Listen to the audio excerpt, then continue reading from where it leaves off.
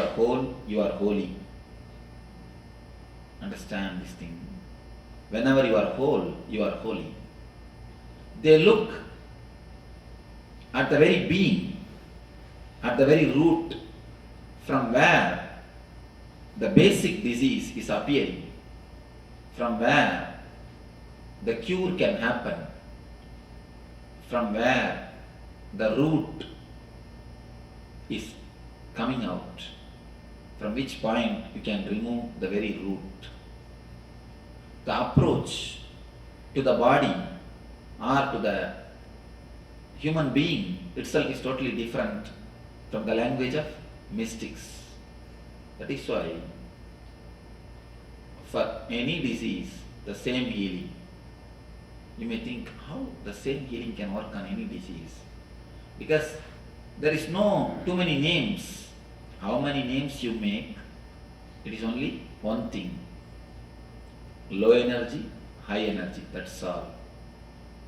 When the energy is attended, many people come to me for healing. They would have come to get healed, some problem in the heart. But after 2-3 days they come and report to me, Swamiji, my stomach pain has disappeared. I had a tumor in the hip that has disappeared. How it is? I didn't tell you about that. I always tell them, never think disease are separate. You have 2-3 disease. Never think you have 2-3 disease. Disease means it is only one.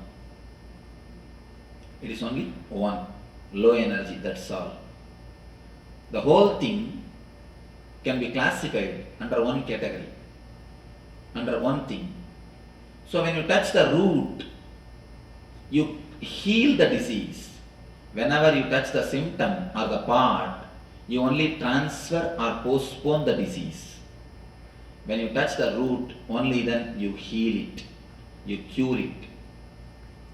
So the mystic's approach towards the body has given birth to the Ayurveda and meditation healing. Whenever it is necessary, some chemicals to be supplied from outside, they give the Ayurveda medicine. Whenever it is necessary, some negativity to be removed from inside, they give the meditation. So the meditation and the medication both are the root of holistic idea or holiness, wholeness. The mystics look at the mind, look at the man in a different way. Philosophers look at the body, look at the mind in a different way. Next, in the mental level, the level of education or information, how the mind is looked by the philosophers.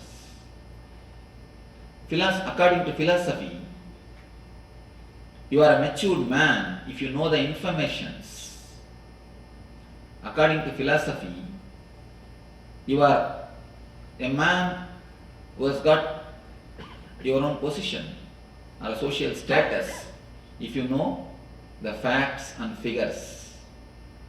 You don't need to do anything more. Just a fact is more than enough. Just figures are more than enough. Just if your mind is alive, active, if your mind has got enough of information, that is enough.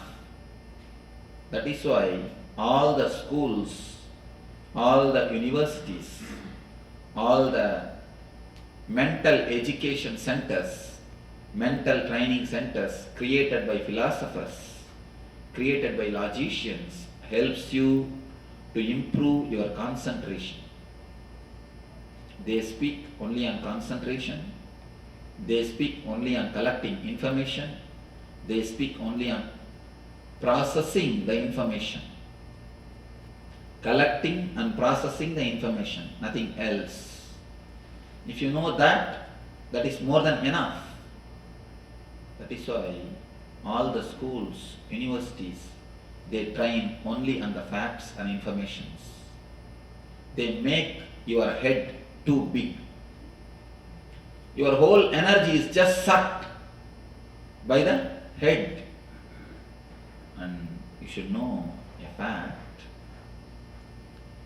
Just a few months ago I read in a poll survey. In every university, when a person leaves the university with a gold medal, especially gold medalist, every university, at least some 50 to 60 people leave the university every year with a gold medal. Every department will be having a gold medalist. They took a survey. After 10 years, how the gold medalists are living. What is their life? They say more than 70% of the gold medalists live in a poverty land, in a poverty way, and broken relationship. Their lives are just hell. It's not small number, more than 70%. It is true. What I am giving you is a fact from a poll survey. I read it in a magazine. More than 70% either they live under the poverty line, below poverty line. And not only that, broken relationship.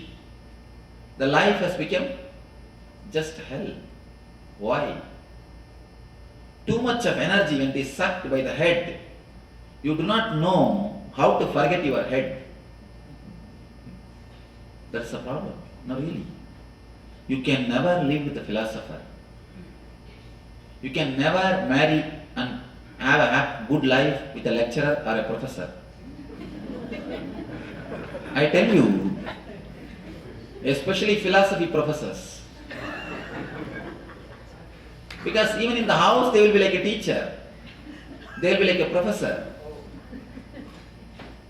See, your doctor, when he comes back to the house, he knows how to remove the stethoscope and keep. How to remove his overcoat and keep. Even a lawyer can keep some of his coat outside. But what will happen to professor? What can he do? He has to keep only his mouth shut, which is impossible. Almost impossible. It is very difficult to live with philosophers. It is really. If you have experience, you can understand. It's very difficult to live with philosophers. Because their way of thinking itself is totally different. They have gone so much away from the reality. They are actually in their own world. They live actually in their own world. That is why almost all the philosophers you can see, they will have a frustrated death. Last phase of their life will be filled with frustration. Because philosophy is like a running into the future. They do not know how to live in the reality. One philosopher, and one more thing, philosophers are the people who will never have pet animals. You can see these are all few things. Philosophers can never put up with pet animals. Because they want everything perfect. They will have no much time to play with pet animals. And you can see them. The philosophers cannot spend much time with kids. Because they need too much of perfection. The idea of perfection is nothing but idea of madness. You can see with philosophers, a continuous idea of perfection will be there. For everything, they want the perfection. They know how to cut things. There are too many symptoms. There are many symptoms to find out whether you are a philosopher or not. Philosophers can never laugh. Even if they laugh, at the most they can smile. At the most, not much. At the most, they can smile. Because laughing means you need to forget your head. Actually, laughing means you need to forget your head. You need to forget you know too much. Even if you tell a joke, philosopher, I heard about this joke 10 times ago. 10 times I heard this joke. 10 years ago I read this joke. But even first time you would not have laughed. Because as soon as you read the joke, you will think, oh, it is from like that joke. Okay. It must be from that book. Or you will be thinking, I think this is from my book he has stolen. Intellectual property.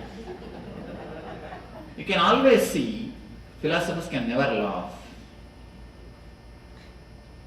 Because to laugh, you need to have a little bit of innocence. The life of the philosophers, but one thing is great about philosophers, they will never go to hell after death. Why? They are already living. They can be sure of one thing, they will not go to hell after death. You can be sure of one thing. The life of philosophers is such, they are totally disconnected from the reality. They are totally disconnected from practicality. One philosopher somehow, by mistake, had a cat. It is not that he is bringing up, must be his wife. The cat has given birth to a kitten. Every night the cat used to come and stand outside the house and make noise to open the door. He is totally bored or disturbed to come and open the door. And you can see laziness is always great quality of philosophers. That's one more thing. Because so much of energy is sucked by the head, the body will not have energy. Even when they walk, you can understand, it will be very regularized walking. It will not be like a floating. When a mystic walks, you can see it will be like a floating. When a philosopher walks, you can see it is like a steady, controlled walking. Steady, controlled walking. Philosopher does not mean only a man who has studied philosophy. Even amongst you there are so many philosophers. Amongst you there are so many philosophers. The person lives with a tightness. You can always see he will be philosopher, intellectual. He may be in other field. Even in the field of art, poetry, painting, dancing, there are many philosophers. Somehow they enter into this field. They enter into this field. It is not that just because you are a doctor, you are not a philosopher. Just because you are a lawyer, you are not a philosopher. When I say word philosopher, I mean persons who are oriented too much on the head. Too much on the head. Too much of idea of perfectionism. Too much of conditioning. Too much of ego.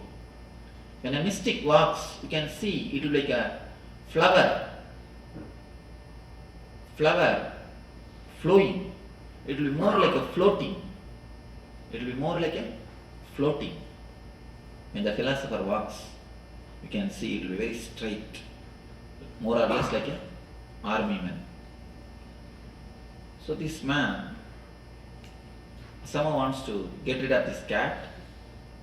So he called a plumber and told him, make 2 holes, one for cat, one more for kitten. Wife said, why? 1 hole is more than enough. In that itself, cat and kitten both will come. Philosopher said, keep quiet. What logic you know? You do not know anything about logic. I am a philosopher. When I say, do it. Yes, philosophers knows the logic. For cat, 1 is necessary. For kitten, 1 more is necessary. But only practical people knows, plumber knows practicality. 1 is more than enough. The person who is head oriented will be so much away from the reality. That is why the gold medalist, all the university gold medalists, after 10 years, 70% of them live in poverty, broken relationship. Broken relationship. To relate, you need your being, not only head. I have seen many people coming and talking to me. Swamiji, my husband is such a great philosopher. It is so difficult to relate with him. And male come and complain to me. My wife is such a person of perfectionism. It is very difficult to live with her. Whenever someone is philosopher, you can be sure the house which is supposed to be a Dharma Kshetra will become Guru Kshetra. Dharma Kshetra will become Guru Kshetra. Because the philosophy makes you move from the reality. With philosophy, your energy is just sucked by the head. Only head, nothing but head. Just head, head, head. Nothing else but head. With mystics, the training of the mystics, the mystical education centers, ashrams. Ashrams are the mystical education centers. The philosophical education centers are schools and universities. Education centers for mysticism and mysteries, ashrams. Ashrams are the mystics. They always train a man not to make his logic or the head too big. They always teach him how to switch off and on the mind. Here, in philosophy, how to collect more and more information is taught. With mystics, how to switch off and switch on, how to use your mind is taught. Here, how to expand your mind is taught. With mystics, how to use your mind is taught. That is why in philosophy, nothing more than mind exists. The ultimate thing according to philosophy is mind, that's all. But according to mystics, ultimate thing is something beyond mind. They call it spirit or the self.